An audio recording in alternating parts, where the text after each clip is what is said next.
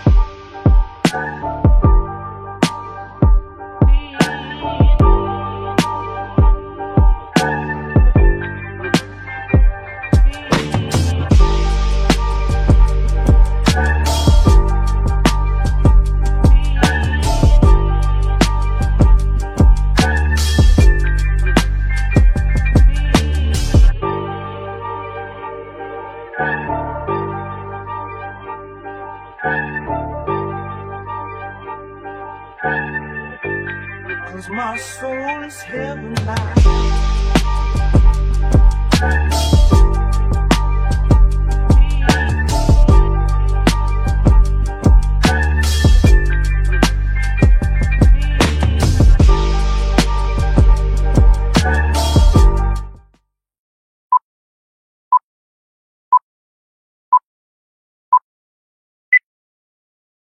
What is the deal, man? What is going on? You are back for another Raider Rundown post-game rundown here, man, with your boy, Rundown. You already know what time it is, man. We are here breaking down that Saints versus Raiders game, the dub that the Raiders have taken. And as contrary to last week, man, I'm straight this week. I don't care, man. I don't care that they pulled it out. Last week I was pissed, but I'm going to give you context on why I say what I'm saying right now. But until then, man, let's go ahead. Let's get the intro started. And let's go ahead. Let's get the show cracked.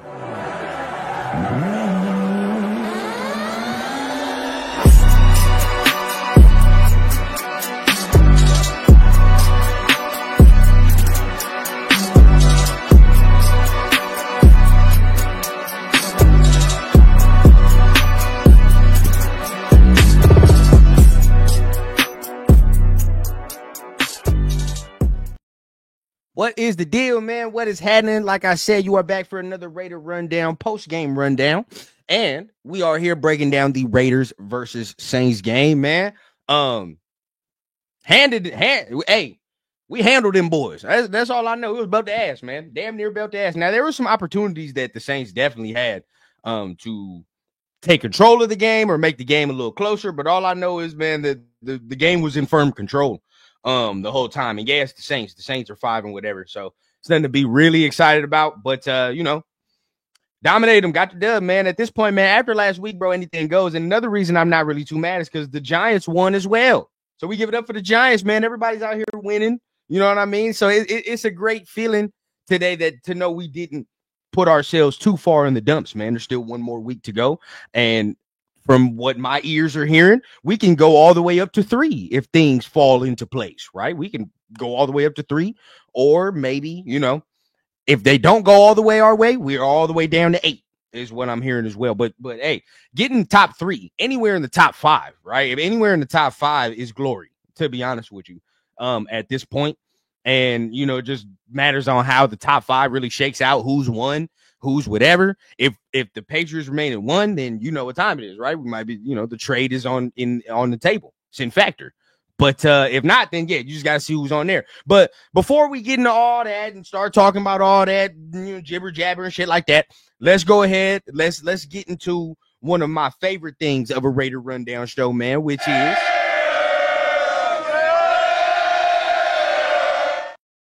yeah, shout out with the roll call, man. Got to give a shout out to all my familia that is in the chat, right? That went ahead and tapped in with your boy here on a lovely Sunday night, man. Even after a meaningless dub, man. Which I mean, at the end of the day, it is, and you can see it right there by the title. If anybody's questioning, stacking Monopoly money, and I'm gonna go ahead and explain that a little later. But that's basically what it is, man. But either way, Robert says just win, baby. Either way it goes, man. And again, there are certain ways you can kind of sweep the fact that you're killing your tank stock under the rug.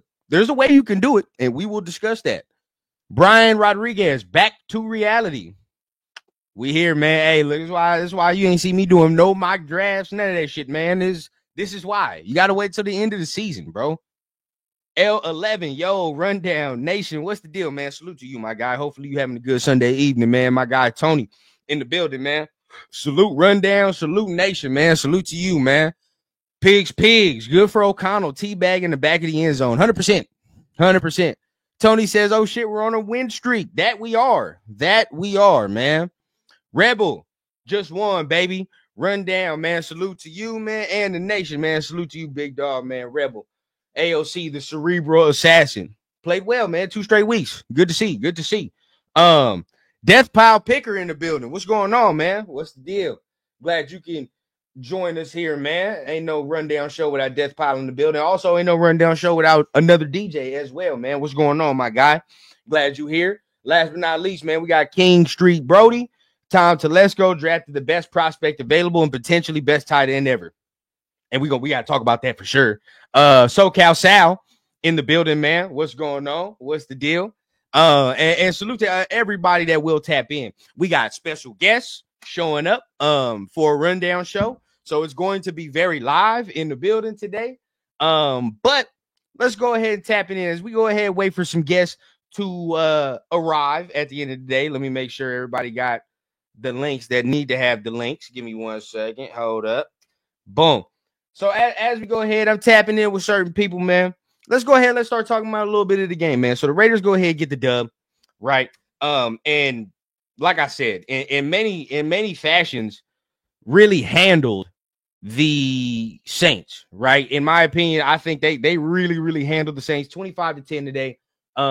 If we're going into the stats, and of course, we go deeper into the stats, but if we're just looking at what we did today, go ahead. Let's start on the offensive side of the ball, man. You go to the offensive side of the ball, we're looking at Aiden O'Connell, man, 20 for 35, 242, 2 touchdowns, no interceptions. Didn't really put the ball in harm's way either. So I'll give him credit where credit is due.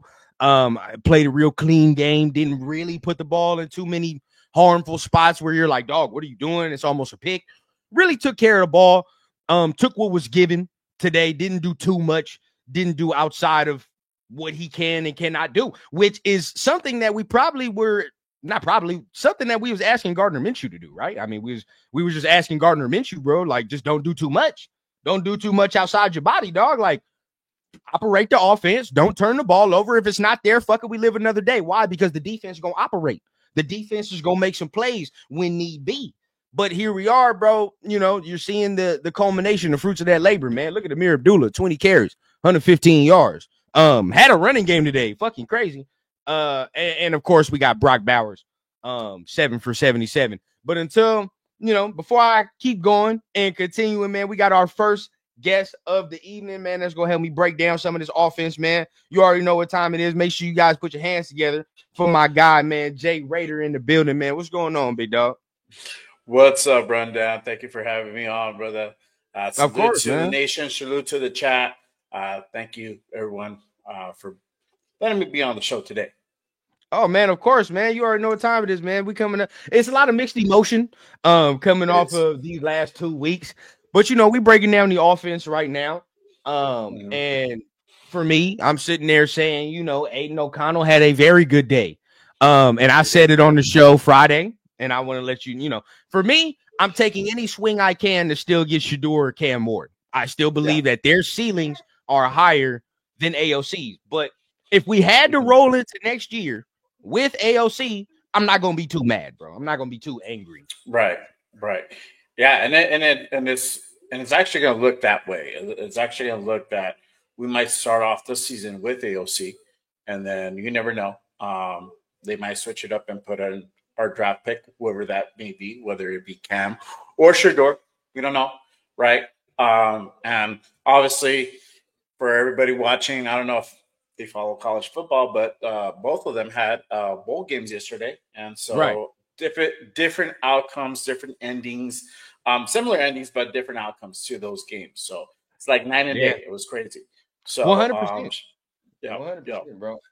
With them bowl games, we definitely want to tap in with those a little later as well.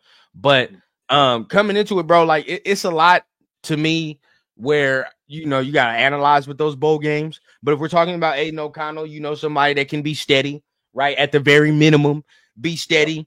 Not really put the ball in too much harm's way. You know what I mean? You know his limitations. You know what he can and can't do. So with him on the field, you just say, okay, bro, we gotta play defense. You know what I mean? Like he's gonna take advantage of what the defense gives him. But if the defense isn't giving him anything, then we're gonna have to take some shit on the defensive side of the ball.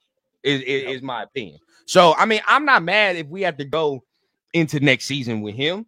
But I still think there needs to be some type of solution at the quarterback position still, and I don't think he's that solution still. Not long term, no, definitely not. Nah, yeah, not long term. You feel what I'm saying? Now we had to bridge it up a little bit while the young person, learns and grows and develops. So be it. You know what I mean? So be it. But long term, no, I'm not there, man. Tony says a little movement, play action, rollouts from 12, 100%. He looks good. Right, he looks good, and he made some throws today, bro. But there's still limitations to the game, right? Like today, there were still some shits where I was like, maybe Cam gets out of that. You know what I mean? Or just certain things. Maybe Shedeur gets out of that a little bit. And I know he's not the most athletic person, but Shedeur is more athletic than AOC, right? So it's like, oh yeah, definitely. There are certain things that probably a more athletic quarterback would be able to do. I mean, even if you're comparing Cam's game to AOC's game, that shit's night and day, bro. Like you don't even, there's not even a comparison between the two, bro. Yeah, 100%. My guy, man, Raider Trey. Salute. Thank you for being on the show, brother. Yeah, I mean, obviously we all know that Aiden O'Connell is not the long-term solution, right? So he's going to be our bridge. I think he has about another year in his rookie contract, so he's going to be around. Obviously, he's putting wins together. We're already getting that talk of the hey, Aiden O'Connell should have started the whole season. It would have been a different outcome. Right.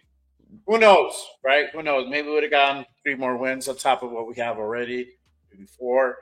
It probably would have still been another mediocre season. We would definitely not have made the playoffs for sure. 100%. This is the type of season you're going to get. We might make a playoff appearance here and there, but in the long scheme of things, we're never going to make a deep playoff run or make a Super Bowl run. 100%. And real quick, I want to give a shout out, man. Shot. Rundown. Love the content, young brother. Tell Pops keep spitting facts. Been down since 69. I appreciate you, bro. Thank you for tuning in as always, man. And hey, for the rundown familiar, for the rundown crew, man, that be tuning in faithfully, man. Next year and for next season, we gonna have Papa Rundown on more regular. You feel what I'm saying? I'm trying to make a little regular spot for Papa Rundown so he can go ahead and keep spitting these facts. But we gonna figure that out.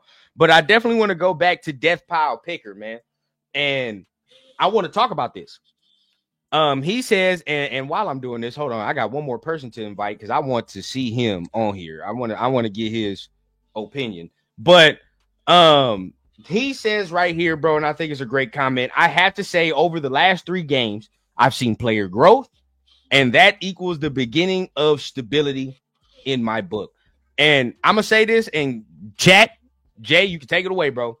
I think the only way that these wins and the way that we're finishing this season makes sense is if you keep AP. That's it. That's it. Because it's not fair for the new coach to come in this mug with an 8th or whatever overall draft pick, bro. And we know we need a quarterback. It's not fair. He's not building on anything, right? Like the new coach is coming into new shit. So it's like, I don't have no ability to get no quarterback. We pretty much know it's either AOC or some veteran off the street. All right, whatever the case, you know what I mean? And now we're spinning our wheels until we have the opportunity to do it again. To me, the only way this makes sense is if you can sell to us fans, hey, these are culture wins from AP. He ain't got no starters. You feel me? Like he got backups out there. So as of this point right now, it's like he's building the bricks, the foundation. So when Max Wilkins, all these guys come back, it's like, well, we didn't have young dudes that was playing that had no business plan. So now they're good depth. So now when we get the starters back, it's like, well, now these motherfuckers know how to win. They didn't have experience. Our starters already know how to play these games, have experience. Now we can mesh it in. That's just my opinion. But How do you feel about that? I mean, obviously, I feel AP should stay, right? And I said this my last few shows. I've been saying it all year long, but I've been saying it really the last few shows that he needs to stay. He's a rookie, you know. This is where he's learning how to really manage a game in the NFL, right? Yes, have they been mistakes? Of course they have, but also too, Raiders didn't set up AP for success. I mean, we band-aid this season with Gardner Minshew, right? We failed to get a Jaden Daniels in the draft or any significant quarterback in the draft. And, you know, we put in an offensive coordinator, which was not his first pick. It was Kingsbury, right? And obviously because contract negotiations and not being able to guarantee that we lock in on the top quarterback, that fell through, right? All these injuries. I mean, 3/4 of our starters are out on IR. Come on, man. How you expect a man to put wins together when you have almost a shell of the team to work with, right? Luckily, AOC has been coming through. And yes, he's shown growth. He looks a little bit different. He looks more mobile. He's out there trying. I think he's playing for that job, right? And he should, right? And I think AP is playing for his job. And I don't know. Obviously, there's rumors that he's going to be out. There's rumors that Mark said that if he wins this game, he sticks around for another year. We don't know, right? Only they know. And we'll know soon come Black Monday. For y'all don't know, Black Monday is the Monday after the last game of the season. So we'll know then whether he really stays or goes. And real quick, man, got somebody I want to bring on real quick, man, before you finish that point. Don't mean to cut you off as well, man. My bad about that. But want to go ahead and bring somebody else on, man. One of my dogs, man. Definitely one of the guys, man, I met on Twitter, man. He be going hard for the Raiders shit, man. You already know what time it is, man. My guy, Raider Trade, man. What's the deal with you, dog? What's good? What's good with y'all, man? Appreciate y'all letting me in here. Of course, man. Of course, man. We over here talking. So, Raider J was bringing up excellent points. You know what I mean? And I had a question that I'm posing to the chat.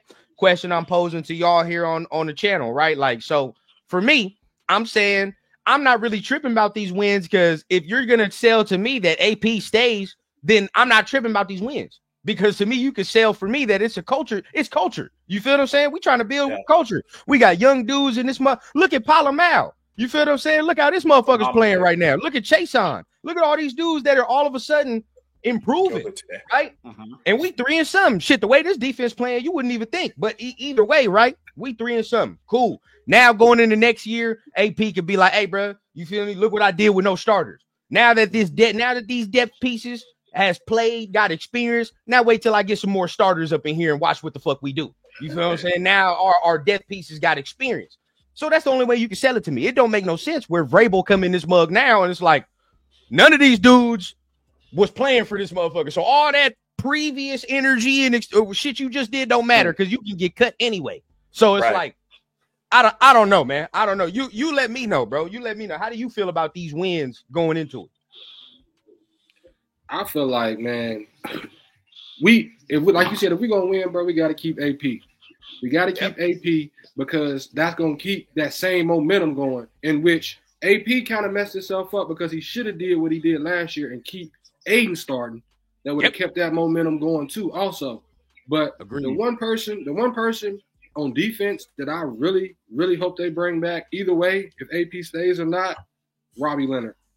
Because Robbie Leonard has got the D-line playing lights out. No matter who's in there.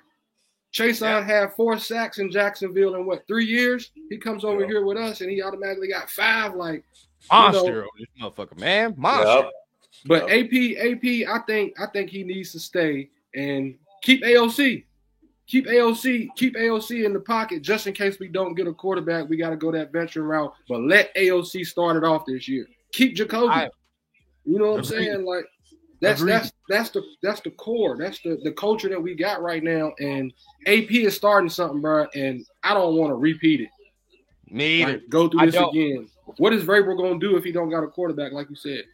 Now, real quick, man, I want to go ahead. Let's show the locker room. I'm gonna show the locker room video, right? Of because what Fear is saying right here, did you see the way Mark was looking after the speech? Now, look, say what you want. There's gonna be some dudes that we probably gonna lose subscribers, bro. We probably gonna lose viewers for us saying this.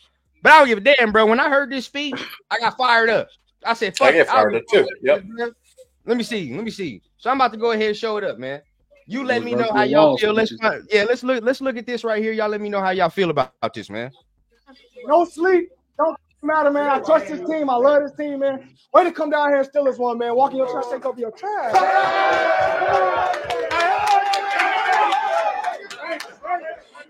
Right on.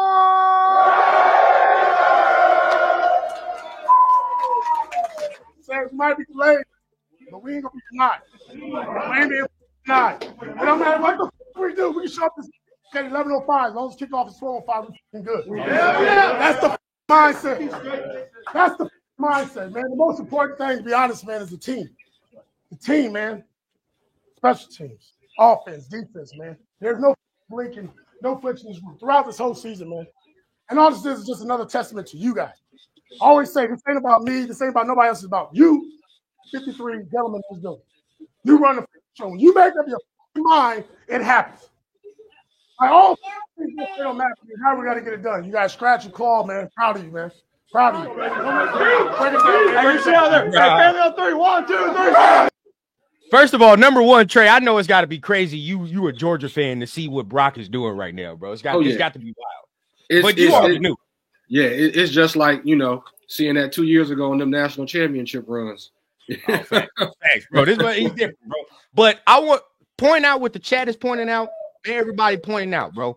Look at how Mark's sitting back there smiling, right? You feel what I'm saying? Ear to ear, bro. Ear to ear, bro. Ear to ear. Now, look, you say what you want, but all of us been around football. Anybody that's been in locker rooms, whatever the fuck, you can tell me, whatever the case, that don't sound like no 3-12 team. I don't care, bro. We've all been around locker room.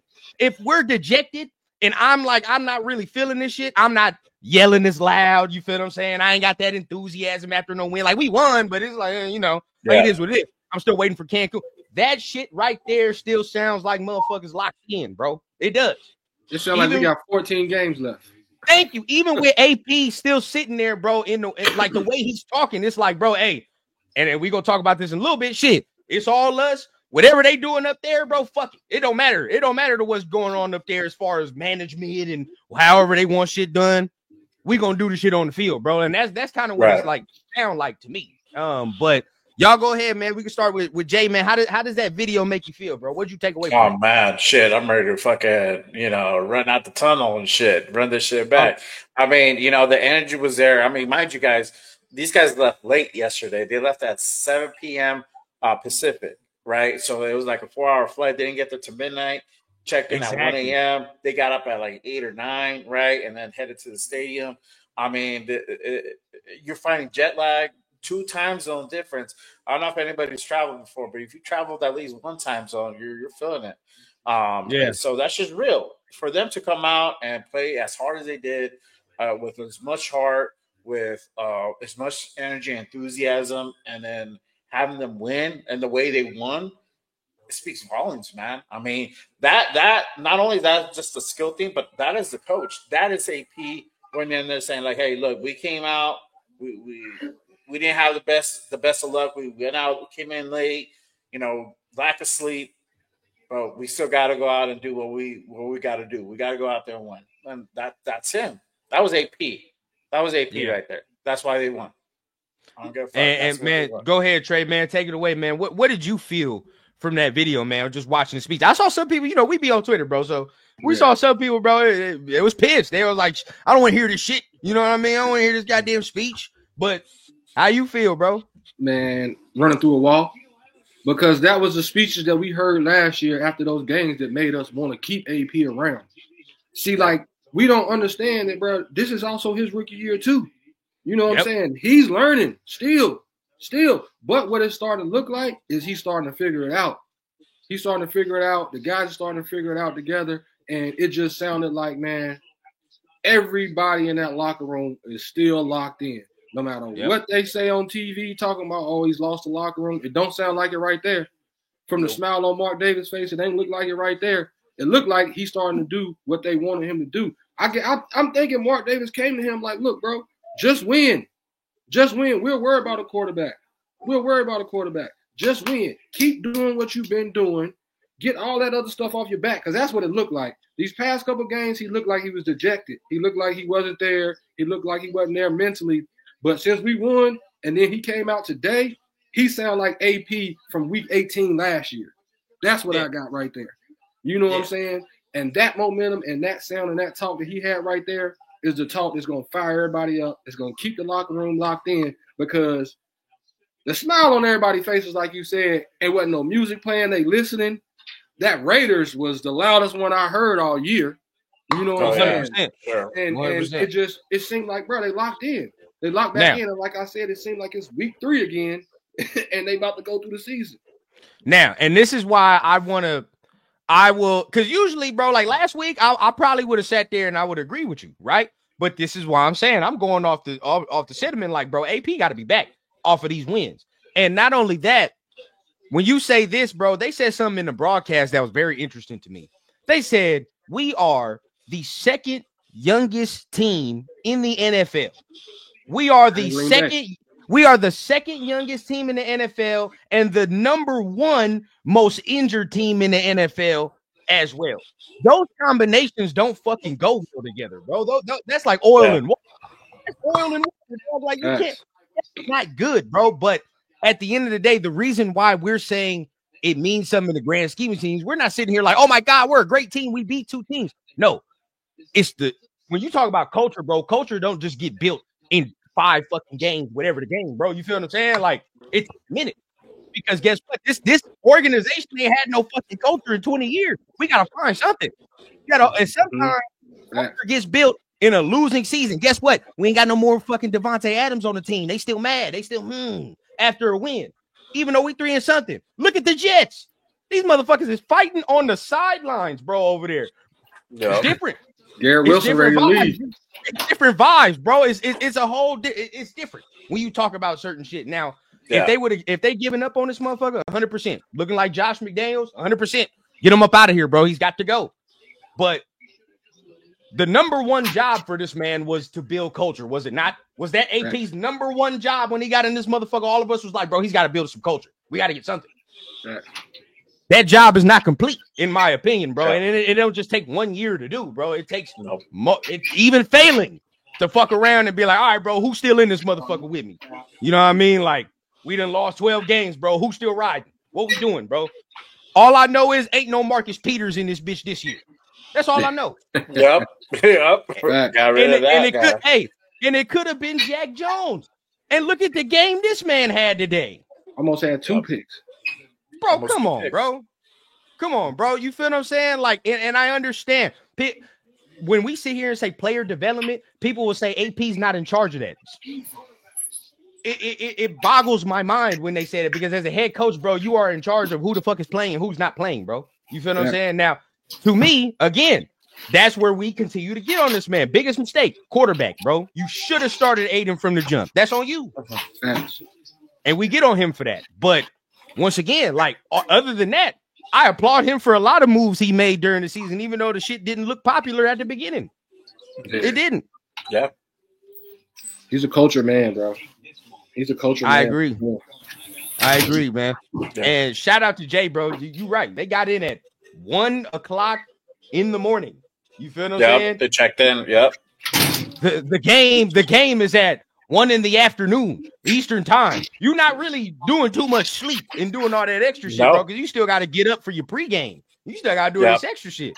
Your whole shit is thrown out of whack, bro. So the fact they did what they tell me one thing. I'm not even gonna say nothing. Both of y'all, I just want to answer. Right? If you hear before the game, let's say it's like 2 years ago, whatever the case, even when Derek Carr was the quarterback, you hear before the game, the Raiders are traveling East Coast and their plane was delayed and we got an early East Coast game. Do you think we win that game as a Raider fan? No. Oh, no. No way. Point stands, bro. No way. Point stands. It's another Jets game, 35-3 or something like that. Point stands. Or guess what? Repeat of what happened a couple years ago in this Mercedes Dome, and we couldn't get past the 50 fucking yard line. Nope. Yeah.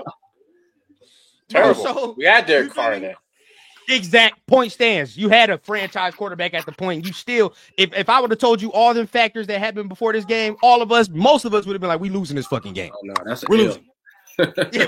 we're losing this fucking game. But no, that's culture. When people ask what is culture, that's culture. Before the old Raiders, we losing some shit like this. Now it's like, all right, bro, let's win. But this only works if AP stays. If Vrabel stays, then none of this shit makes sense to me. I mean, if Vrabel comes, none of this shit makes sense. What we talking about don't even matter. You're starting over again. Yeah, it is. It's a full start over. Thank you. So everything we just said, right, with Vrabel comes in here, bro, everything we just said, throw that shit out the window. It don't matter because he's got to start his own shit. He's got to start his own culture up in here. We don't know him. I don't know this motherfucker from Can of Paint. So it's like, I just know them last 2 seasons in Tennessee wasn't too good. Yeah, you know what I mean? Now I know it's not all his fault, but at the same time, it's like, I don't know you except the record. You feel what I'm saying? Yeah. Like that's all that we can go off of, right? You Brady's boy. But, you know, which I do still think he's a good coach. So I'm not gonna sit here and say that. Like I think this man can definitely come in here and you know provide some type of stability as far as leadership when you're talking about that. He has that quality. But at the same time, I feel like his leadership style is similar to AP's leadership style. Exactly. So what's the difference to me? He's got more experience. That's the only thing people can say. That's the difference. Yeah, that's the difference. That's the only thing. But you have to start somewhere. Tennessee started with him. You know, like you got to start somewhere. Like let this thing build, man. Let this thing build. Yeah, and he was there for like 4 or 5 seasons, I think. I don't know how long. He had some time there. Vrabel was there. Exactly. Vrabel was there for a minute. And see, the thing with him was, though, you know, they got rid of AJ. Like, the front office got rid of AJ Brown and shit. It wasn't him. Like, front office was like, we don't need AJ Brown. And front office was like, shit, we can get rid of Derrick Henry and all that other shit. He's sitting there like, what the hell y'all doing? Like, bro, I need these motherfuckers, bro. So, was I the only one today that was looking at the game at the beginning like, bro, please get past the 50? Yeah. But I could tell early on. Now, if Rattler got some help today, I will say the game would have been closer because they was dropping a lot of footballs for Spencer Rattler today, man. I mean, he made some plays too. I ain't even gonna lie to you, boy. He made some. Hey, they might, if they give him the right structure, they might be able to see what they got with that. I ain't gonna lie because he got some tools, bro. I would have liked us to take just a shot in the dark. You feel what I'm saying? Ain't nobody saying he can be a fucking starting quarterback. But at the point we're at, we just talking about you got to get a motherfucker with measurables. Something. Yeah. Like, you feel what I'm saying? Like, something that's some discourse, bro. Like, say if you just get, for example, we'll talk about this a little later, but say if you get it like a Jackson Dart. At least he's more athletic than Aiden, so at least I got some variety to look at. Like, all right, let's just see what the fuck looks different. But We don't have none of that as of right now, so it's nasty. Oh yeah. Oh, yeah. Spider D, he says, "Why you sound like a hater? To who? Which one? Let me know. Who am I hating on? If we're talking about DC, I am a habitual DC hater. I will say that. If that's what you say, I 100% say that. SoCal says, bro, if both teams were at full strength, we lose this game. And DC is average. Yeah, 100%. We definitely lose this game. If Alvin Kamara plays today, it's over. We lose this game. Oh yeah. Yeah. For now, sure, 100%. I still think we heat Derek's ass up, though. I ain't gonna lie. We was blitzing. He's gonna throw 2 picks. Yeah, he's gonna get those happy feet. Oh yeah. We was blitzing the hell out of Spencer today. He was getting out of that shit though. I will say he impressed me like a motherfucker. Carr would have took at least 5 of those sacks. Oh yeah, sure. Yeah, 100%, 100%. AOC is way better than Rattler. Today he was. He was. We just talking about the tools. You feel me? Like what he can provide. I don't know about throwing the ball though, because Spencer was spinning it, bro. He was spinning it, and they was dropping those balls. And like that one that he threw to Foster, bro, that was he had somebody wide open. He said, "No, I want the ESPN play." Yeah, that was nice, bro. I ain't even gonna lie, that was a cold play. So if we going through his shit, like he was 20 out of 36 today. Again, there was a lot of drop passes. But you know, he had 218, 1 touchdown, 2 interceptions.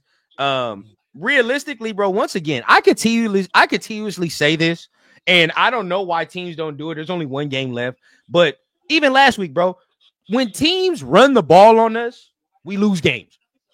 Like, we're not a good run defending team without Max, without Christian Wilkins. Like, we're not. Yeah. These motherfuckers was averaging 6'4" yards a carry, and they stopped running the ball. Yeah, I don't know what happened. What do you do? Like, bro, last week Jacksonville was averaging 5.3, and they didn't run the ball. I'm like, bro, what are you doing? Why are you not? Why? It makes no sense to me. But you know, either way, I feel like, you know, that's a testament to the coaching staff, bro. We got him up out of that though. Like, you know what I mean? Like, you're not running the ball today, bro. You feel like you're gonna have to throw that bitch today. A couple good stops, man, make you change up what you're trying to do on that drive. Yeah, 100%. And pressure, you know, the pressure being applied. We starting to get back there a little bit, starting to rattle your boy a little bit. So it was getting nasty, man. It was definitely getting nasty.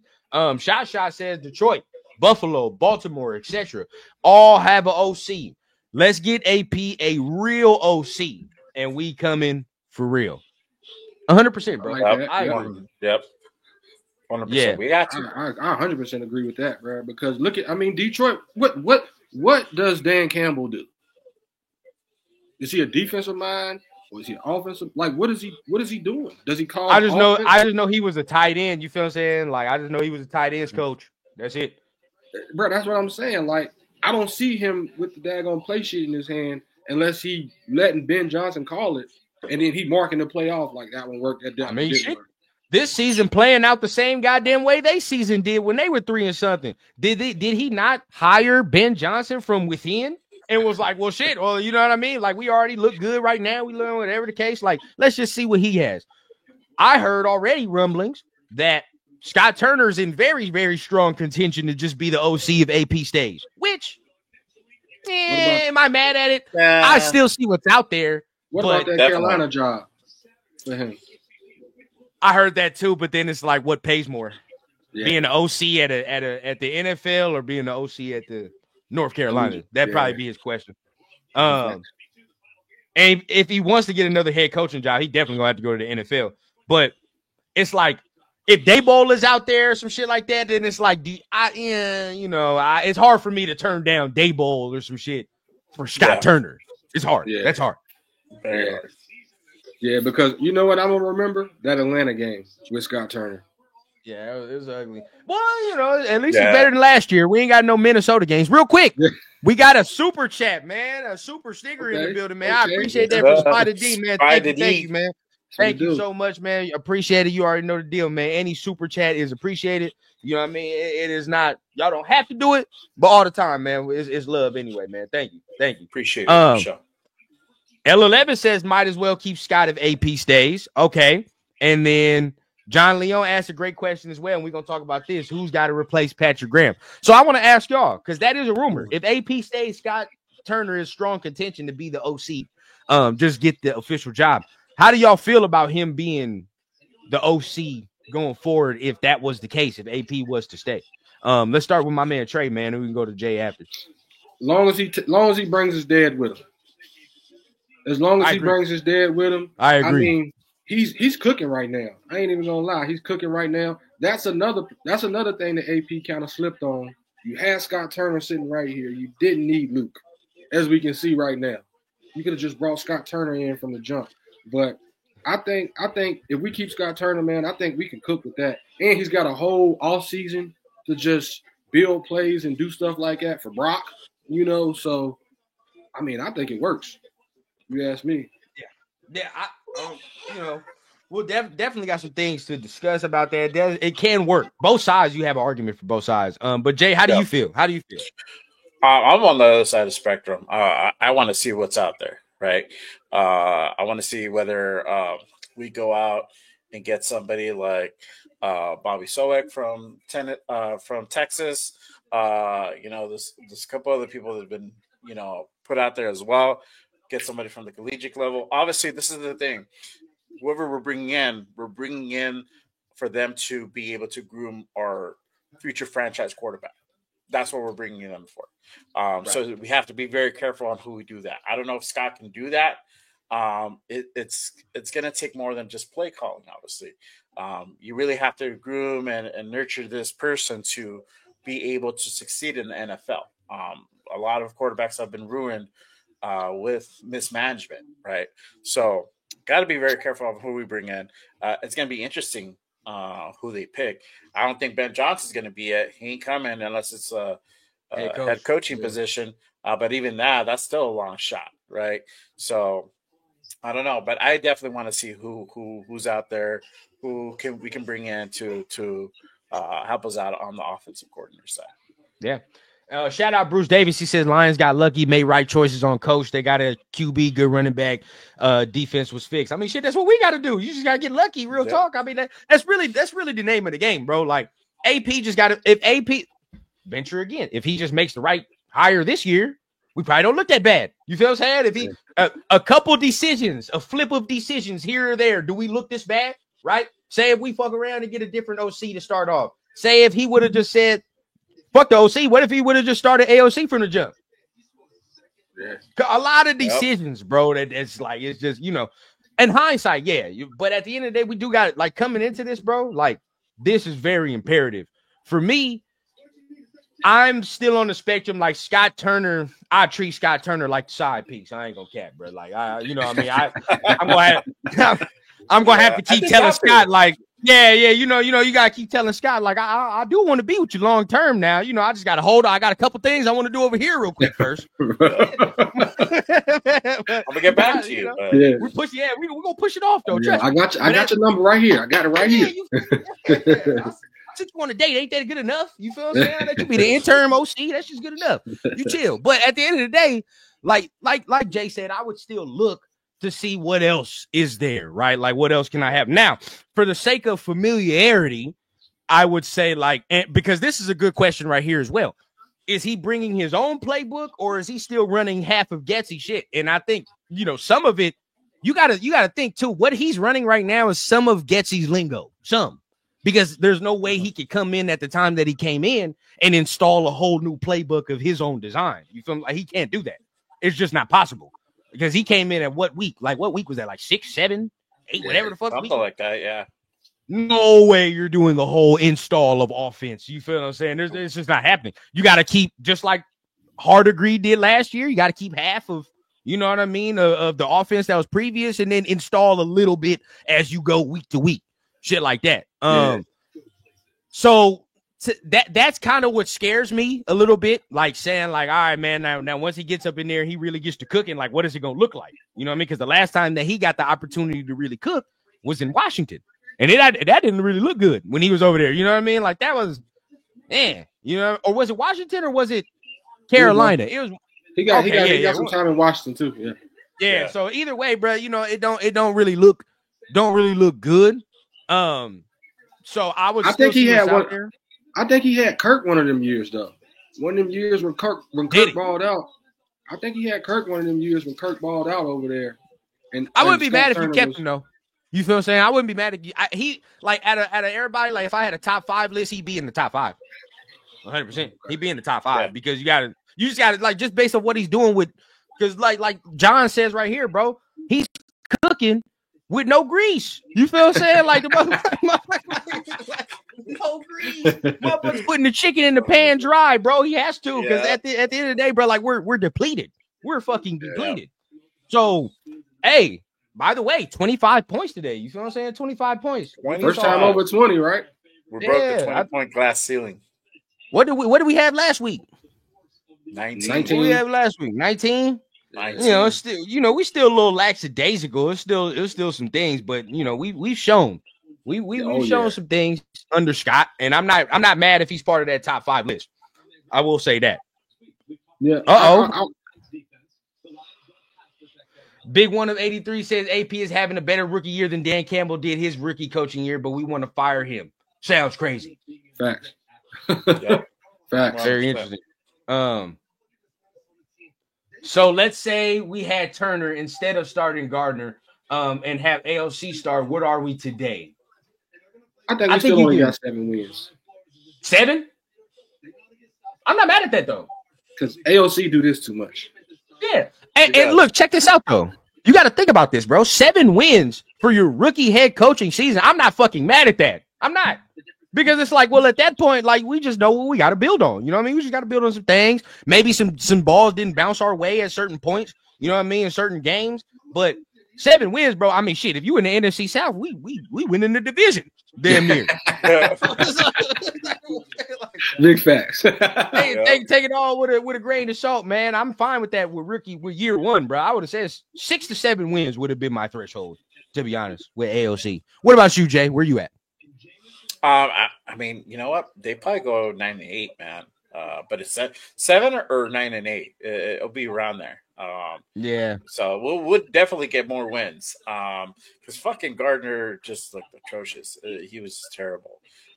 Yeah. He's just him and Getsy were not on the same page. We're not, and he can adapt to that system. Because we got to take into account, right, how many games like we really lost just based off the simple fact of us giving the ball to the other team.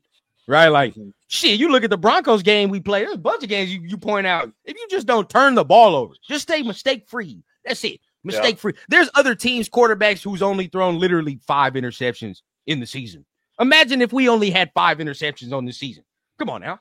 Oh, we'll have our record would be way better. Way better record, dog. Between Minshew and Ritter, these motherfuckers done thrown enough picks to last 2 seasons. Dude, like, bro, think about this, bro. Like, let me think. How many? Let's really Google this, bro. I'm gonna Google this, and I want to give people real perspective, on how this man was playing. Let me see. But until then, man, I really do appreciate y'all pulling up, chilling with your boy, definitely having the conversation, man. 100%. Oh, yeah, most definitely. Yeah, for sure. 100%.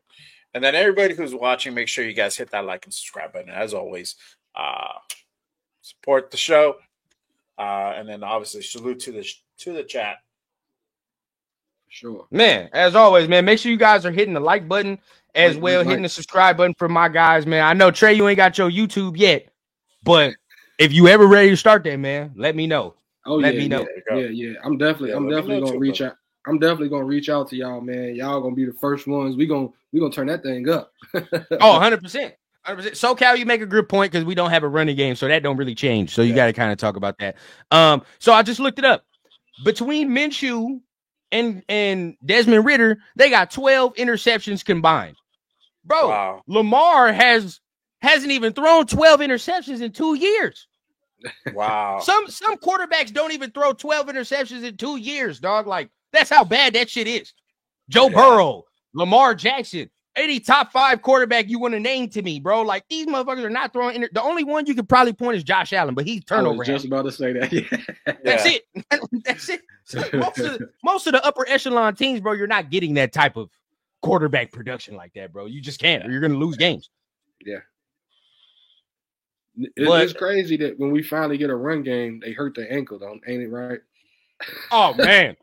God damn. But I will say this, bro, and shout out to Ducky, man. He said been drunk since noon. I know you having a great holiday weekend. Your ass drunk till noon. That's good, man. That. Shit. But Take one for me.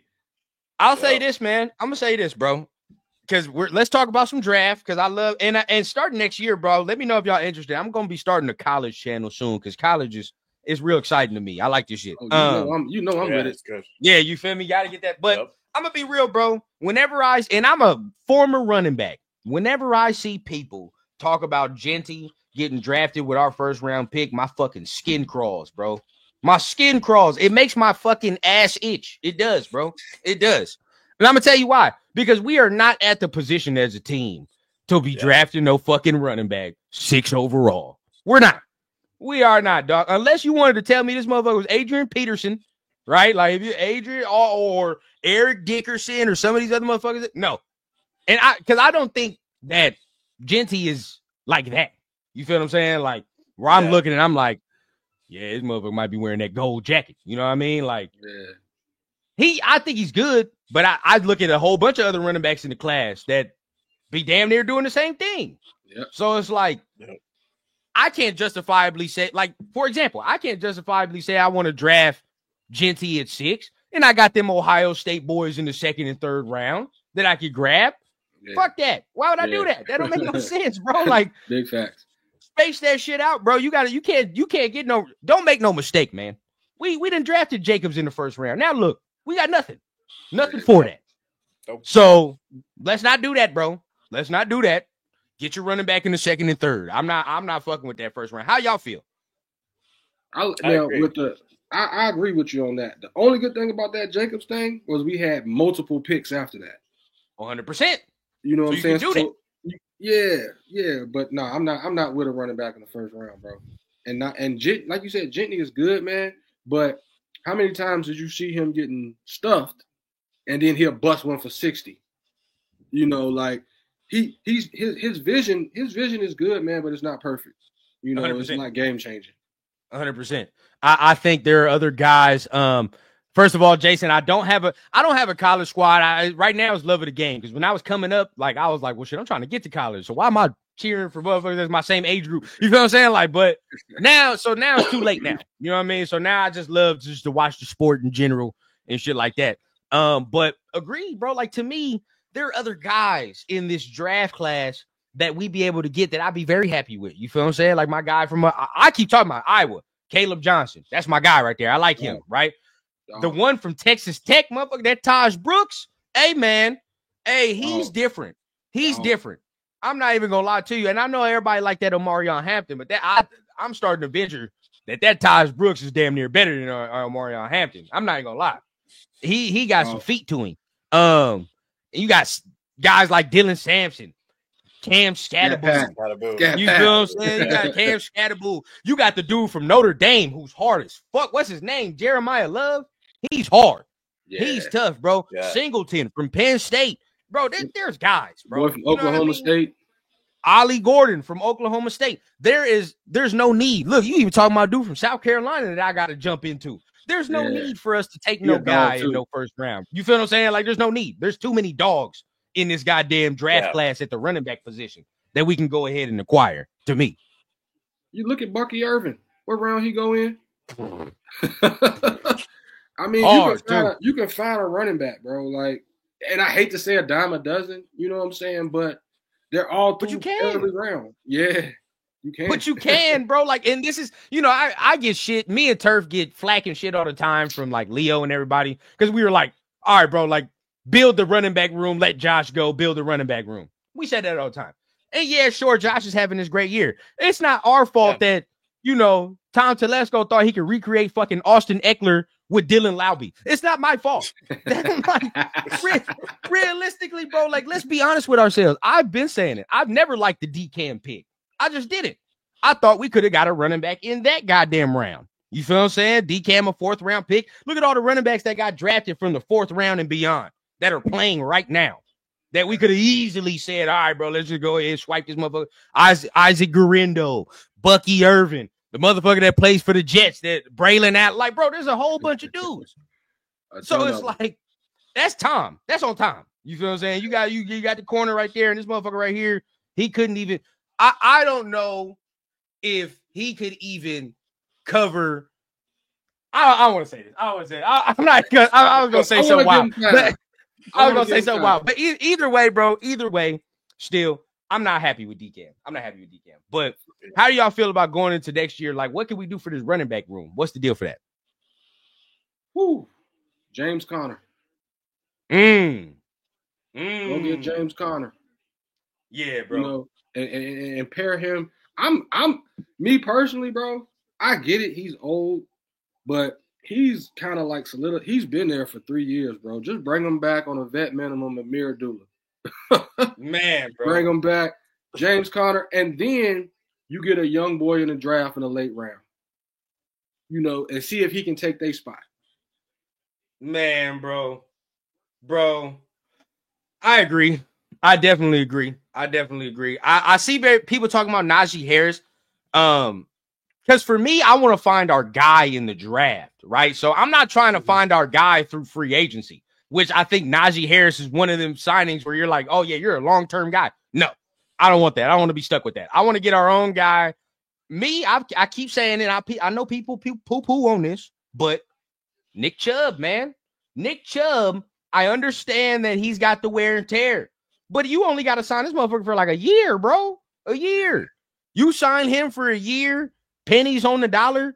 You get a young guy that can come in here, do something, and say this for posterity. You keep Sincere McCormick for some of you, right?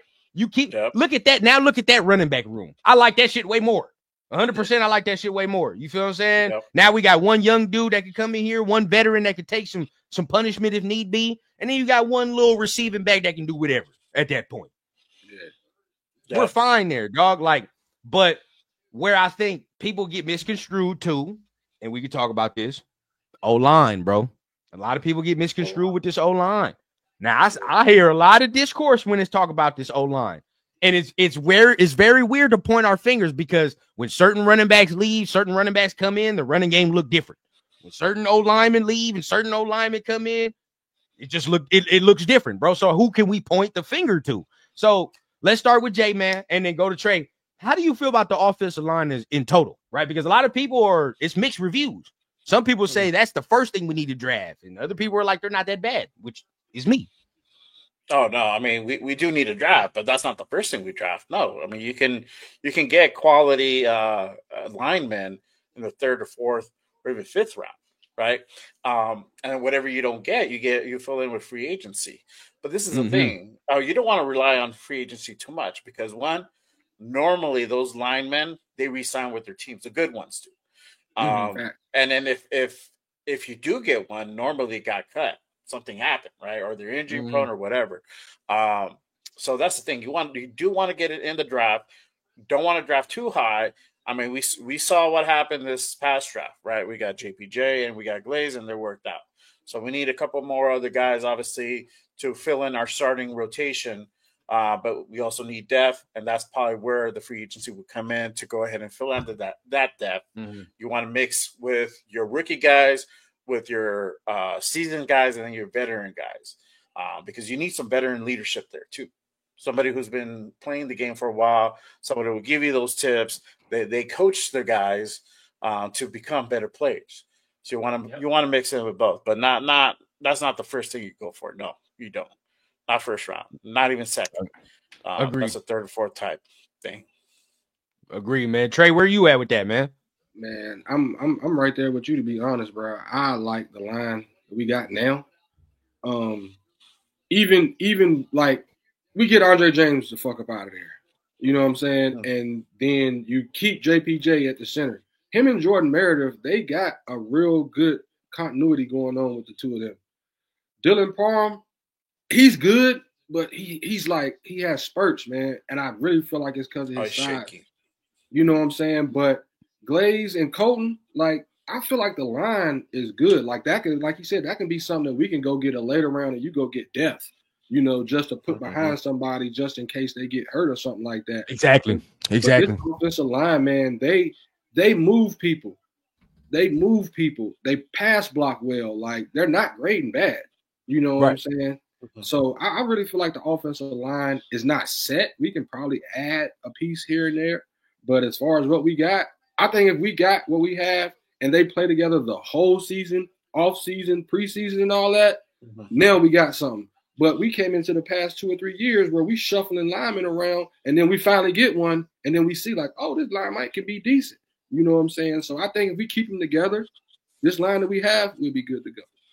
I definitely agree with that, bro. Big thing you said, consistency, right? Like, don't get a lot of consistency from year in and year out, and that's big with O linemen. Like, you need that for them to play together a lot. But not only that, bro. Like, I just feel like we're 2 pieces away on that offensive line from this shit being like a legit offensive line. Like, another stat boggled my mind. I heard it before the game. We're top 10 in passing, and we're top 10 in pass blocking. Like, what the fuck? Like, what the fuck? We're top 10 in pass blocking, which is wild, bro. Now, and you got to think, like, even these last 2 weeks, we got guys playing that are probably not going to play on this offensive line next year, right? Andre James is playing now. He's not coming back, right? He's not coming back, in my opinion. You got Jackson Powers playing at the guard. He's going back to his original position there, at center. But to me, our problem goes to the guard spots, bro. Like, and it's been that way even since Josh McDaniels first got the damn job, bro. We ain't had no guards. And I know people like, some people be like, oh, Dylan Parham. I'm not a fan. I'm not. I've seen 3 years of Dylan Parham, and all 3 years has been the same shit. Yeah. You feel what I'm saying? If I see anybody with that big muscly frame, we know what time it is, dog. You feel like it's a fucking wrap. He's gonna get his ass put. It happened today. You know what I mean? They had, I think, whatever number it was for the Saints, little 50. That's why he had to smack him, because he that little bowling ball motherfucker the Saints had, bro. He was bullying them. He put belt their ass on some of them plays, bro. That's why he had to go ahead and sit it down, Parham, for a little bit. Your ass too hot. You was over there getting bullied, and now you got mad. You should have got mad when his ass was doing that to you on the field. Don't do that shit now, bro. But I just think it's the guards, honestly, because I think Josh McDaniels messed that up, man. He got rid of John Simpson. And thing, bro, you got look at the guys that we feel are staples on the offensive line, right? You look at Glaze, you look at Parham, even Colton, and people turned on Colton. It's not me. They all got that little nasty shit to them. You feel what I'm saying? There's a little power to the game, bro. It's a little nasty shit to him. Colton's quiet, but he'll fuck you up though. I don't care what he'll fuck you up. He will clean your shit up. I said him do it today. You feel me? And guess what, bro? I haven't heard DJ Glaze's name at all. And for a tackle, dog, that's all I need. You feel what I'm saying? 2 positions I don't want to hear. I don't want to even hear the announcer breathe your name. Tackle and corner. I don't want to hear shit about you. You feel what I'm saying? Those are the 2 positions right there where if I hear if I don't hear nothing about you, you had a good day. You had a great day. So I haven't heard nothing about Glaze and every time a play's about to end, I always see 58 flying in there. Always. It don't matter. They having to calm him down, bro. Hey, he did some shit today, dog. He was getting the Saints players hot. I'm like, all right, bro, you got to calm that down. You got to calm that down. What I do? Hey, that's why I love them 3 motherfuckers right there, right? But you can tell like they kind of got a little something to them, a little power to them. I think if we get some guards, they got that same nasty attitude, or just a little bigger bodies too, right? Look when Meredith was in there. Meredith is a big dude, right? He's pretty big. Him and JPJ be moving people, bro. See, you feel me? With the power and the mindset, now you see like when you got 5 dudes on the same fucking accord, now it's different.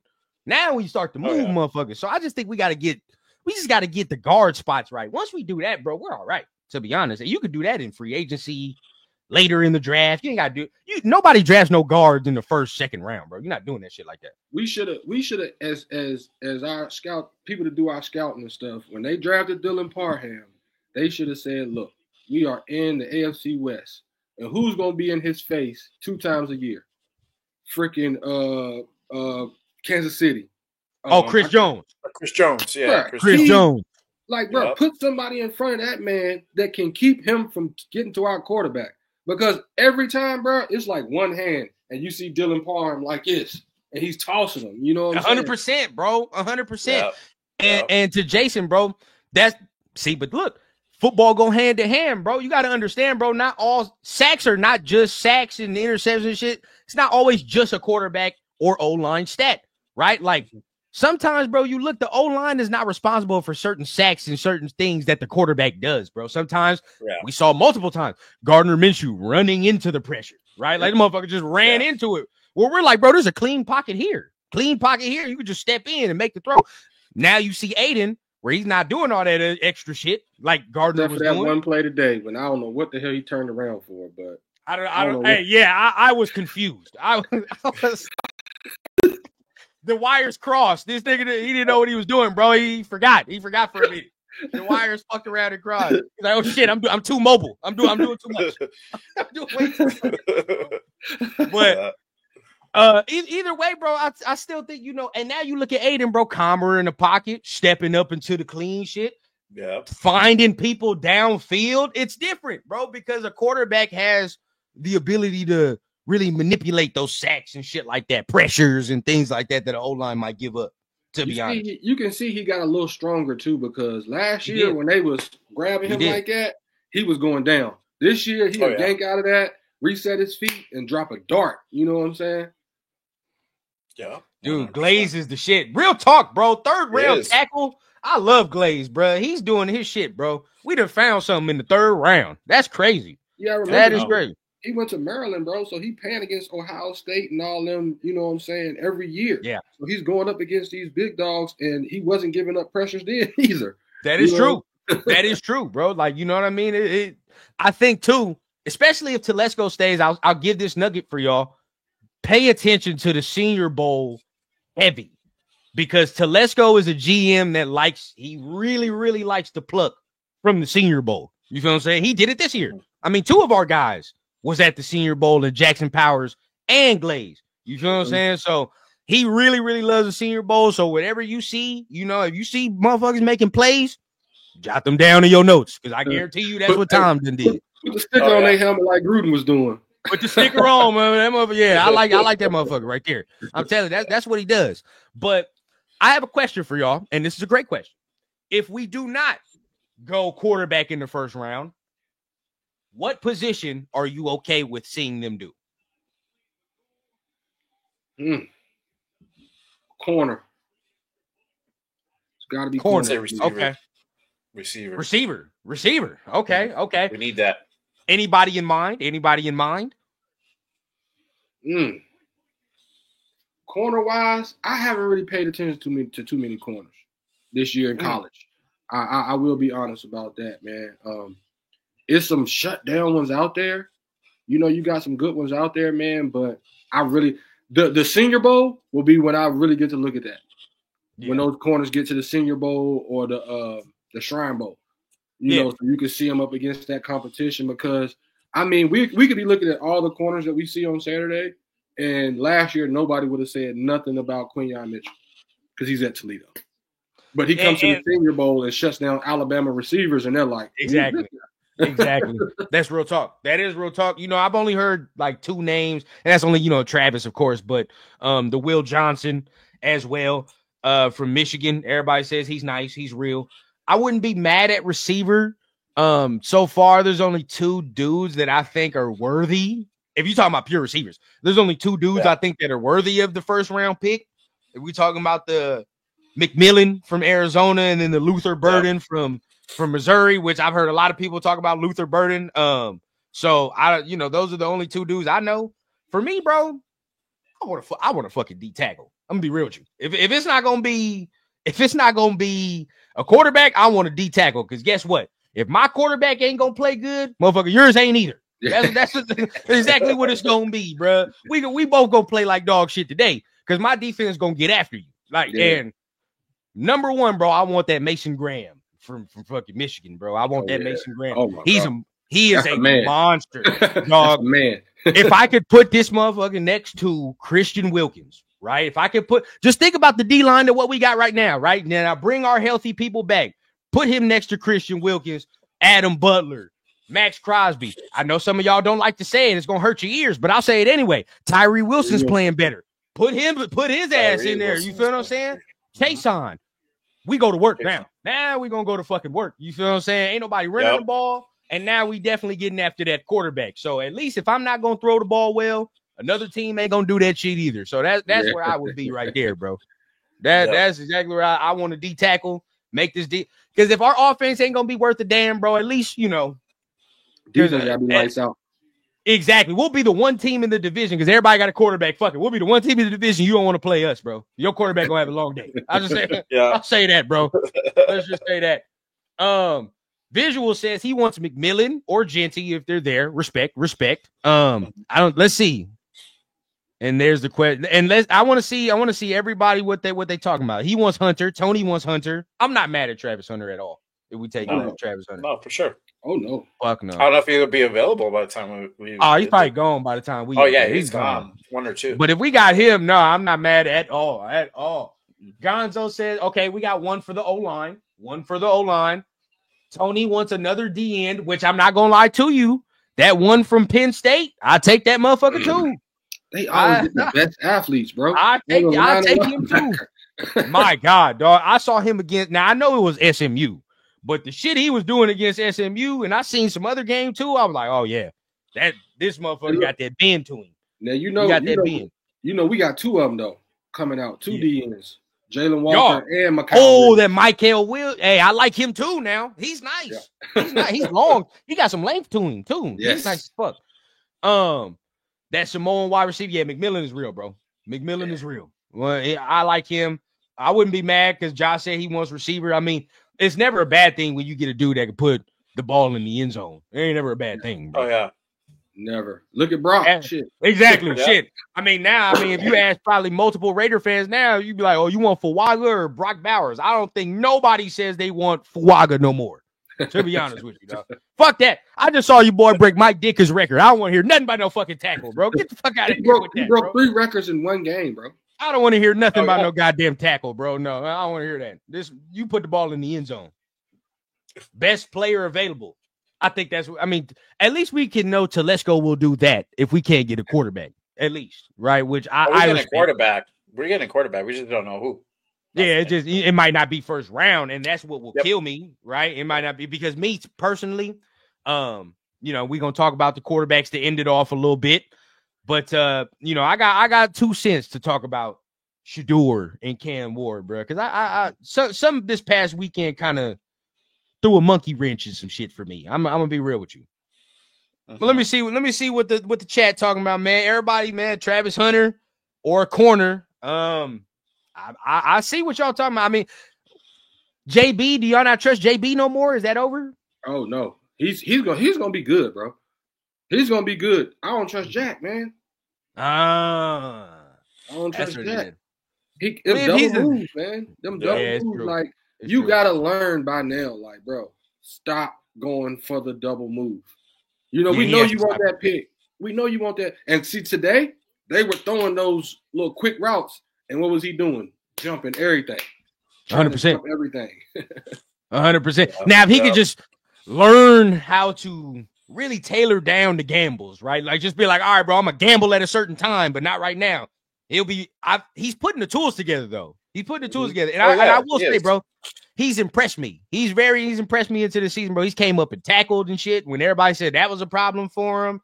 He had a couple weeks a couple weeks where I was like, I don't know, bro. But he's came up and tackled. He's played better coverage-wise, too. I mean, the only thing that we can really get pissed on him is about these damn double moves. It's the only thing that I get mad about. That's his name, Abdul Carter. Yeah, that motherfucker's some serious, dog. Yeah. He's something serious. Especially if we don't do this right here. If we don't re-sign Kuntz, you got to think, bro. You got to think. We're going to have to get some more depth. I mean, Chason would immediately take that spot, right, of Kuntz, and you would say Chason, but then you're going to have to draft another guy to come up in here and give us some more. Yeah, you got to give some more. Does Telesco keep Kuntz, though? Because, like, he didn't draft him, and he didn't see him all year. I'm not mad if he don't. I'm going to be real with you. I'm not going to. I know I'm probably minority. I know I'm probably minority, but if he wants too much bread, I'm not going to be mad if they don't keep him, bro, because I've only seen 8 games of Malcolm Kuntz do what he did. You feel me? Like, it's not less. Now, if this man done been here balling 3 years and shit like that, well, you goddamn right. He shouldn't have even had to wait this long. But it's been 8 games, dog. Say what you want. It's been 8 games. I don't know if Kuntz I don't know what the fuck I'm gonna get after this year. I really don't. It's a mixed bag, bro. I can get a lemon. So that's just keeping it real. So let's talk. Hey, and we can talk about Hobbs needs to come out too. Hobbs is another guy that needs to get re-signed, which I'm not mad at in this corner position, right? But for the right price, Hobbs needs to get re-signed for the right price. I need him to stay healthy for a whole year, bro. That's my problem with him, bro. Yep. That's my issue. And every time he comes back off of like not being healthy, he don't look the same pre-injury. Yeah. You feel me? Like, so I didn't even know he was out there today. Me neither. But they said, you know what? I respect him today. They said he had pneumonia on Wednesday, bro. They said he had pneumonia on Wednesday, and they even got there at 1 a.m. today. So I know he wasn't feeling good at all. You feel what I'm saying? He probably wasn't feeling good. So the fact he got out there and played, respect, bro. And we're 3 and again, credit to AP and the coaching staff. Motherfucker, we 2 and something. We 3 and something. You got pneumonia. 2 games. You feel what I'm saying? You got pneumonia. Why the fuck would you step out there for a coach you don't fuck with? Be real. You feel what I'm saying? Like we making bread, bro. I ain't got to step out there for your ass if I don't fuck with you. You just said the biggest thing of the whole AP thing right there, bro. You got players that's hurt, sick, all this type of stuff, and they still getting out there at 3-12 and giving it everything they got for AP, bro. Yep. That's what Mark Davis was smiling about in that locker room. You feel me? Some of y'all can discredit that, but us that, like, bro, people that's been in locker rooms, been around the sport, that don't mean nothing. You feel what I'm saying? Now, yes, they get paid, but you got to understand, like I just said, bro, just because I get paid, I don't have to be out there, bro. I'm sick. You feel what I'm saying? I don't get paid. You feel what I'm saying? I'm still going to get this motherfucking game check. Josh McDaniels, I'm sick. Sorry. I don't feel like going up out there. Josh, you feel what I'm saying? But Coach AP, fuck it, AP. We 3 and something. Your job in jeopardy. I'm out there for you. Let's rock. Oh, no, let's go. Let's get it. Yeah. You feel what I'm saying? Wow. Let's go. Yep. Like, bro, and I guarantee you, bro, Max would be out there too if he could. Oh, yeah. He'd be out there too if he could. 100%. You want to know who else, bro? Guess what? There's motherfuckers on this team, bro, that's putting their money in Now, look, there are certain things, bro, but money's in jeopardy with certain guys, bro. Money is in jeopardy with certain guys. Certain guys could have been like, shit, I'm hurt. My shoulder, shit's tweaked. I gotta be out. You know what I mean? Like, because I already have film that maybe other teams can look at previous years and be like, okay, we like this dude. You know, some players don't want to jeopardize too much if they're on a shitty team. You get what I'm saying? Get out there and get hurt. Get out there, I get hurt, or I'm on a shitty team. Everybody around me looks shitty. You know what I mean? Like, now teams are going to look at me and be like, what the fuck is wrong with you? I ain't got time for that. Yeah. Look at Spillane, bro. There was a game in this season where Spillane, I thought he was done. I did. I was like, oh shit, he's hurt.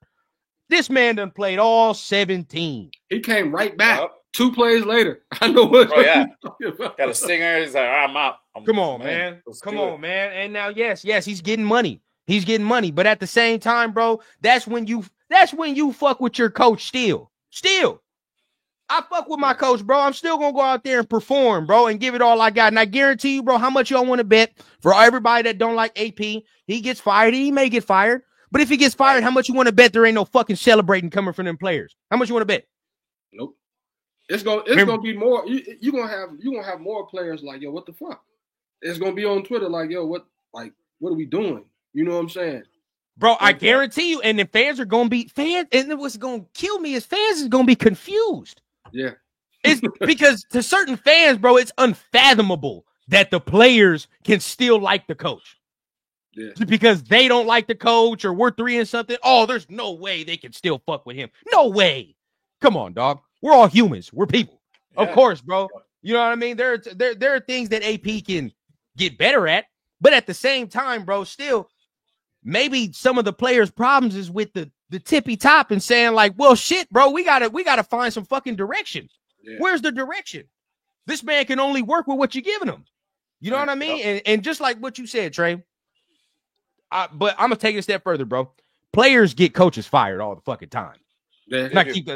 Let's not keep it a beam, bro. Just this year, our players got Luke Getsy fired. Now, let's keep this in mind, right? Luke Getsy was not the greatest play caller in the world. He's not, and I'm putting that on there. But very telling how some of these motherfuckers are blocking and playing way better now that he's gone, right? Yeah.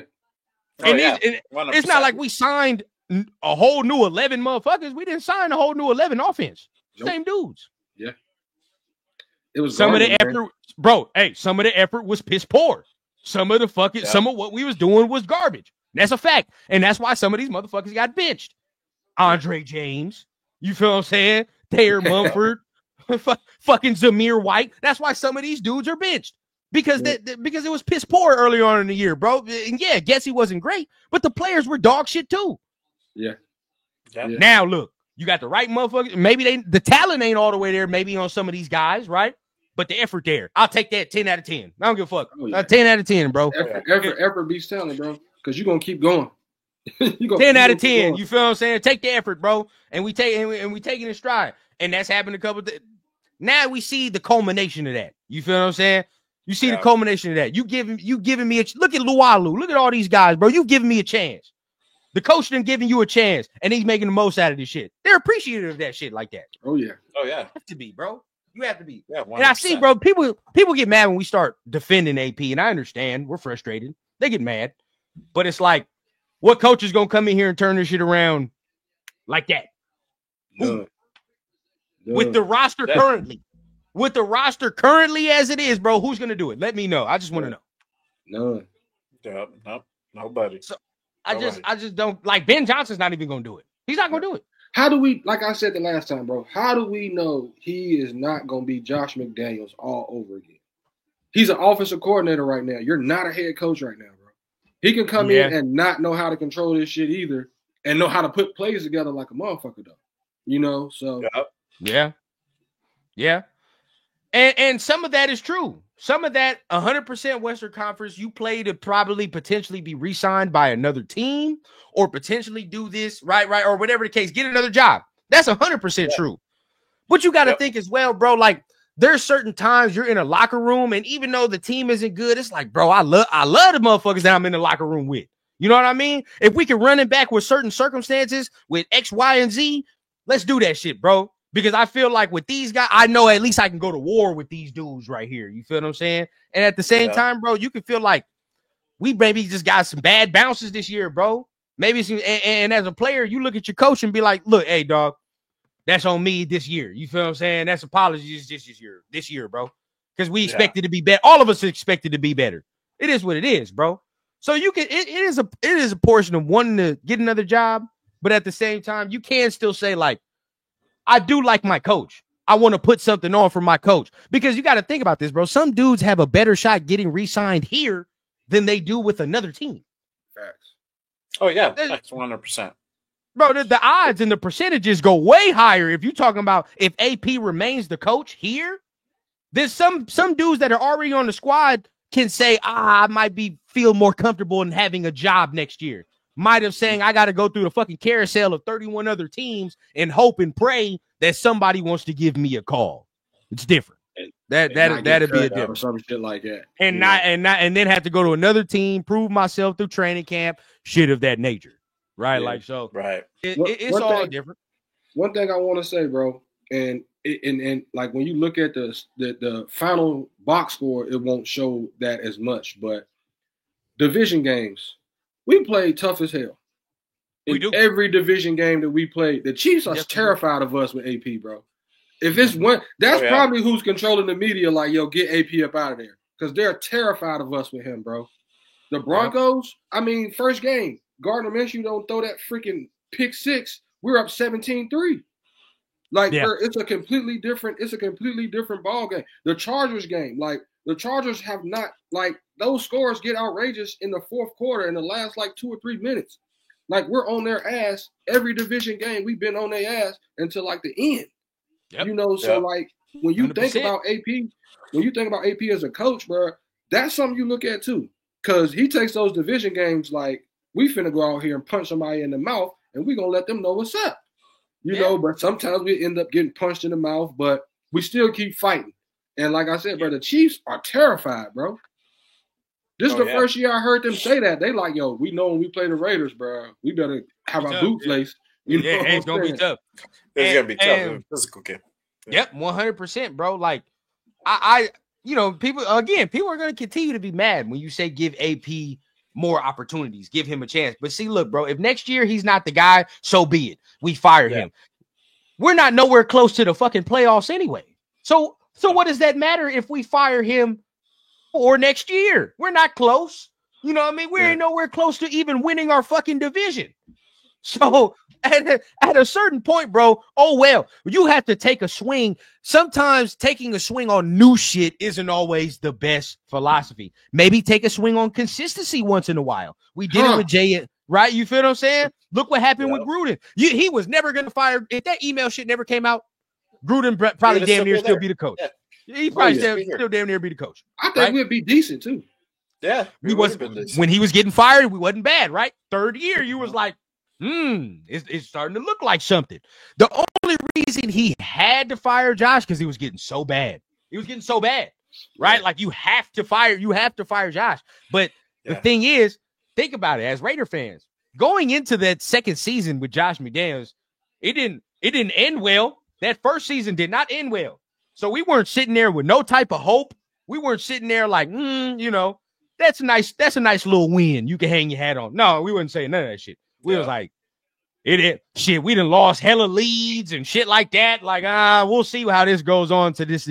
At least going into this next year, you can sit here. If you keep AP, hey, man, you're building culture. You done beat this team. You done did this team with a depleted-ass roster. You feel what I'm saying? Now let's go into next year with a different mindset. We didn't got our ass kicked. We didn't got our teeth kicked in. Fuck it. You can't go no further than below where we at now. We the laughing stock of the league, bro. But you know what? Something about that, it just I love. If it's me, I would love an opportunity to put my middle finger up to everybody after being the laughing stock of the league, bro. Just give me that opportunity. You feel what I'm saying? Oh yeah. Just give me the chance. That would be life. That you feel, bro. As a man, all of us on here, right? As a man, just get. Once I fuck up once, bro, that's fine. But give me the opportunity. You know what I mean? Because I know myself, like, you know what I mean? Especially if it's something we care about. We're going to continue to work. We're going to hone the craft. You know what I mean? And we at least put our best foot forward and however the fuck the shit shake out. You know what I mean? Like, however the chips may fall, is how it falls. But I trust AP to say, you know what? I fucked up this first year. I'm going to get this shit right, though. I trust him to be that type of coach, though. I really do. He's kind of said that already. He's trying to say it like, bro, we know what this year at. You know what I'm saying? Yeah. But we still gonna keep fighting until week 18. I like that though. I like that. Yeah. I do like that as a bro. Like, you know, at certain points, I don't always want to see a motherfucker succeed. It's sports, dog. Like shit, we're not always gonna see somebody succeed and be great. Because guess what? If he would have started 10 or 11 wins this year, and he would have got 9 or 8 wins next year, what are people saying? This is a down year. This is Guess what? Now this motherfucker's DeMeco Ryans, and now people are calling for his job. Look at Nick Sirianni. He done went to a Super Bowl, and they said if he don't win this game, he on the hot seat. With fans, honestly, this is why I keep saying, with some of us, bro, you got to tune some of us the fuck out when it comes to fans, bro. Oh, yeah. You got to tune some of us the fuck out. Because either if he would have won this year, he would have fell off a slight iota next year. Motherfuckers would have been like, well, we got to find a new coach. He's losing his mustard. Blah, blah, blah. Come on, bro. It's every year. You know what I mean? Like, I at least want to see now, like Trey said, bro, we at basement. We at fucking basement. Ain't no worse we can get. Can we build from this? Right? What's the building blocks, bro? Like next year, say we win 7 games next year. We're fucking ecstatic.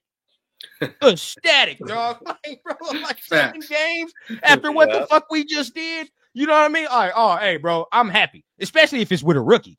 Now I'm sitting there like, yeah, bro, we on some ass now. You keep this man going into year 3. Now it's like I want to see. Let's try to push for the playoffs now. You feel what I'm saying? Yeah. But look at that timeline. Shitty 7-8 wins to pushing for a playoff spot. Isn't that not actual great timelines for coaches? Oh, yeah. That's how it's supposed to be. Oh, yeah. Definitely. What's the name? Especially with division. 21 spoiled everybody, bro. 2021 spoiled everybody, and everybody like, oh, shit, we got the team, bro. We are right there. We can make it over the hump. And Josh McDaniels fucking threw all that shit out the window and restarted everything. Yeah, bro. Yeah, bro. Yep. And man, we going on 1:30. I appreciate you fellas for going on here. We got hella people still in the building, man, rocking with us. So appreciate that. Hey, make sure you guys hitting the like button on my guy Jay channel. Make sure you rocking with. Hey, give my man Trey a follow on Twitter. How about that? Give him a follow on Twitter. So you go ahead and shout out your Twitter name, man. Oh, it's Trey Majors at Trey Majors on Twitter or King Majors Y'all can see me doing push-ups. I can't do a lot. but I be trying. Me neither. Put it on the pin tweet, man. Put it on the pin tweet. So last thing I wanna go ahead and say, and we'll talk about this, bro. Bowl games. Talk about bowl games. And Jay and I kind of brought it up earlier because he talked about the drastic difference in the play of both quarterbacks. We talk about Shedeur and Cam. Yep. And these are the two dudes that I like. I have something to say about Shedeur, but I'll say that. No. Let's talk about it now because Cam has some shit he's dealing with when people are getting mad at him about not playing the second half, which I don't understand. But let's talk about Shedeur for a little bit. I personally think that coming straight in, Shedeur has this, the immediate ceiling to come in and start, right? Like I think he has that type of game. He reads defenses, he does all this shit. Good. But this is why I've been saying this shit about AP is so imperative. Because this week showed me why it's so imperative. He needs a coach like AP. Because if you don't give his ass a coach like AP, to me, he starts to smelling himself a little bit too motherfucking much. And when I say this, I don't want people to he's flashy and shit like that. It's not this. And it's probably a lack of better words. But to me, you all on Twitter with the fucking Giants cleats and the goddamn I know where I'm going to get drafted and blah, blah, blah. Bro, you making it seem like you give a fuck about more being the number 1 overall pick than being in a right situation and being that quarterback for the right situation.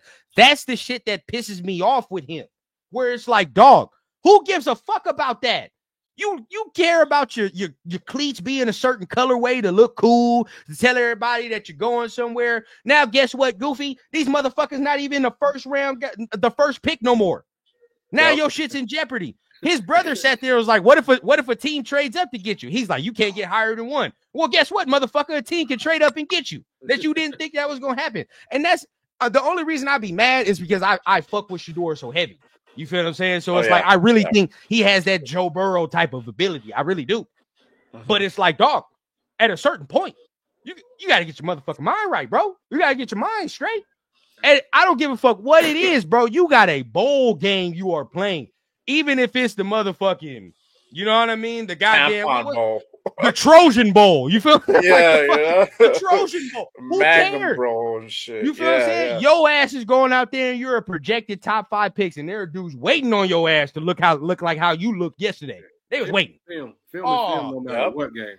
Oh, they didn't give a fuck, bro. When the scouts turn on the film, that shit does not say at the bottom of the film, this is a meaningless bowl game. That shit don't say that at the bottom of the film. They just watch that shit. And the whole week, he's worried about the fucking cleat color, where he's getting drafted, shit like that. And meanwhile, guess what? Cam only played 1 half, but guess what? I could tell that motherfucker was locked in that half.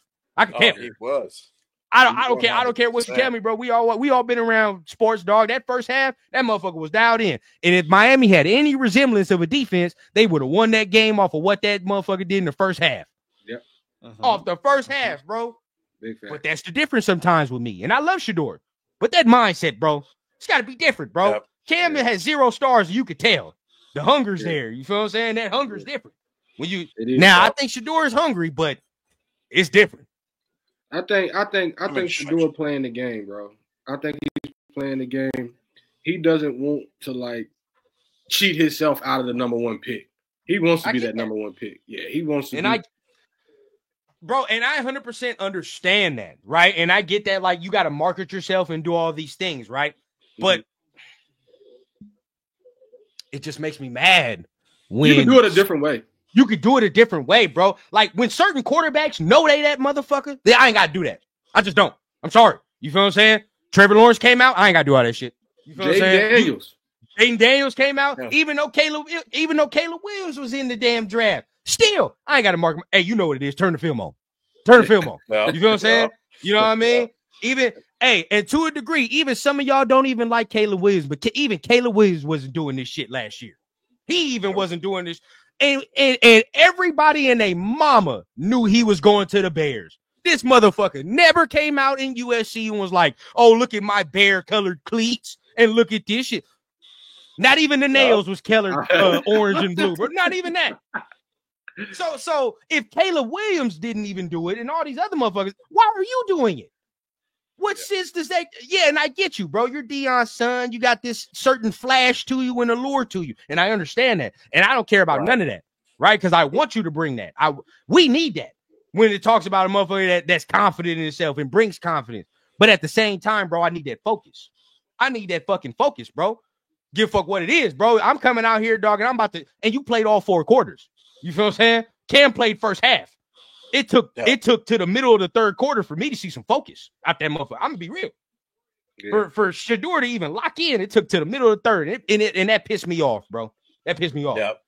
Yeah. Because you come out here and deal against BYU. Now we're like, all right, bro. You know what I mean? That's a different story, bro. He does that a lot. Yeah, he does. Yeah, he does that a lot, though. He does. They are known to be a second half team, and it's just too many distractions with Shedeur. He's marking himself way too much. And you see it on his Instagram, you see it on YouTube, X, whatever. He's on there. He's on there all the time. And I think he should have focused more on the game because this, again, the real way to market yourself is by performing on the field. Because now you got questions raised, right? The questions are going to be raised. Can this dude perform when it counts? Can this dude perform in big game situations? What if we do draft them? And what if we're trying to buy into getting into the playoffs? Can he get it done? What if we're in the playoffs? We're trying to get out of the first round and it's a tight game. Can he do it? Can he show up and not be so caught up in his own mystique and his own allure where everything just gets all fuzzy and shit? So that's the thing. So now the question raises, does his stock go down because of this, performance? I don't know. I think so. I think his stock does go down a little bit. I'm not saying that he's a terrible player, that he sucks ass or anything. No, 100%. Because no. He's still a phenomenal player. But I think he did lose that number 1 overall pick because of that. Yeah. Now, M85, you got to realize, bro, and this is me saying this, bro. I'm damn near the same age group with this motherfucker. So this is me saying this, bro. Like, at a certain point, focus got to be there, bro. The main thing is the main fucking thing. You get what I'm saying? Like, I can sit out here and do all this shit regardless of, hey, I still go back to Cam, and this is what makes me mad, bro. You got to understand, both of these motherfuckers have a relationship. Cam and Shedeur have a competitive relationship. All I heard in Miami's goddamn game, Cam's leadership, Cam's mindset. They came out here and he's changed Miami's culture. He's done this. Why? Because he ain't giving motherfuckers no other content to give. There's no other content to give. Right? You're not seeing me throughout the week talking about I'm getting drafted somewhere. You're not seeing this and that. Even when the game come, bro, straight face. It is what it is. You feel what I'm saying? I ain't giving you no content to tell you nothing different. Yeah. Now with Shedeur, nobody gives a fuck if he does extracurricular. It is what it is. But guess what, bro? Right. There's a fucking bowl game. There's a difference between you saying you're telling me that you're doing film study, and then when I look on your fucking Instagram, you're other places. You're not doing film. You're doing your podcast. You're doing your, your podcast. So then what are you doing? You feel what I'm saying? Like that. Look, bro. And that's, again, we're not sitting here saying get off my lawn type of people. And I'm going to let Trey go ahead and give his thoughts on that. But at the same time, the focus is, bro, you're going to be a franchise quarterback. Fuck all that. You're going to be a franchise quarterback, bro. At a certain point, the franchise takes on the personality of the head coach and the quarterback. Right? Like, that's just what it is, bro. Like, so there has to be a certain level of focus, bro. And this, I've been shouting, y'all tell the chat, bro. Tell me if I'm lying. Have I not been shouting for Shedeur since months and months and months? Big facts. For sure. This is, bro, this is me saying that, bro. I've been on this motherfucker screaming for Shedeur for months. But it disappointed me, bro. It did. I'm going to be real with you. It disappointed me. Uh-huh. Yeah, man. But let me how you feel? Now, with me with that, I'm with you on that. And I'm gonna actually use like a small scenario because you brought up Joe Burrow, and look at the season they're having. They started off what 0-5 or some shit like that. So you were talking about Shedeur's attitude. So do you think Shedeur has the attitude to buckle down and say, you know what? I'm not gonna go out here and say, oh man, I'm too cute to be out here playing for an 0-5 team, or is he gonna buckle down? And we're going to go on run 7 hot and go try to make these playoffs. Like, that's the difference. So, like, that's what talking about playing a meaningless bowl game. You playing a meaningless bowl game and you not putting it in for that. What if we 0-5 and you feel like the season's over with? and you just get out here and just start lollygagging. You know what I'm These are saying? things, No, bro. Yeah, These are you know, things. check out. I need you to stay locked in, and all that other shit go out the window. Like, yo, hell no, it's time to ball. Like, anytime I step on this field, I'm coming out here to win. I ain't coming out here to do nothing but that. So if you think I'm gonna come out here and lollygag, like the great players don't do that, bro. Brady don't do that. LeBron don't do that. Jordan don't do that. Like all these great players that we done watch play any sport that we play, anytime they touch Kobe, anytime they touch the court or the field, bro, they giving you 100%. 100%, no matter what. You know, Even if the other motherfuckers, even though it's not popular to other motherfuckers, they still doing it. man, how many times Kobe done said, man, get the fuck out of here if you don't want to give it all. You know what I'm saying? Like, Kobe went to the Rucker. He went to the Rucker, and you thought he was playing in the finals. You know what I'm saying? It's a street ball game. He didn't care. I want to make you look bad. I want you to know who I am when we leave this field and all the clocks say 0. Yeah. That's what I need from Shedeur. Like, and the reason 100%, and the reason we go so hard is because, like, well, me personally, like, I see the talent. Like, the shit is there, bro. Like, this motherfucker can really be a top 10, top 5 quarterback if he gets it. Like, if everything clicks, he a top 10, top 5 quarterback for sure. But it's like, at the same time, this is part of it too, right? Like, and this is not like everybody else on Twitter that's like, oh, he's too flashy, fuck his dad, blah, blah, blah. But it's like, we all understand there are levels to this shit.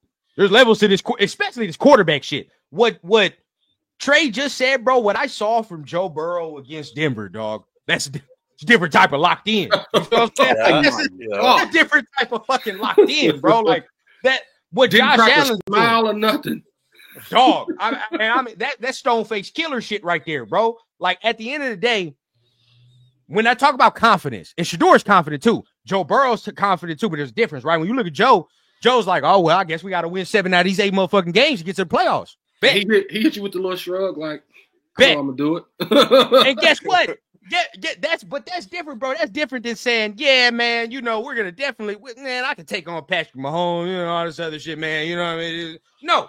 He's not saying shit like that, bro. He's not saying shit like that. This is a different type of confidence where he's sitting there like, all right, bro, we got to win 7 out of 8 games. I know it might be difficult, but fuck it, bro. Put it on my back. Let's do it.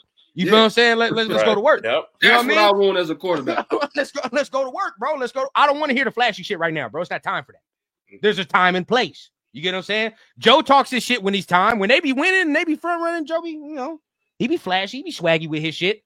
But at the same time, that you can still tell that confidence is there, even though we 1-4. No fucking matter. You know what I mean? I'm still in that bitch. Joe came from one of the best teams in college football. Bro, and he was the quarterback.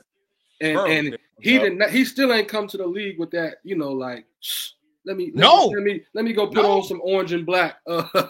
Jay. Hey, and real talk, bro, let's be real. Everybody knew where that motherfucker was getting drafted. When you talk about Joe Burrow, we all knew.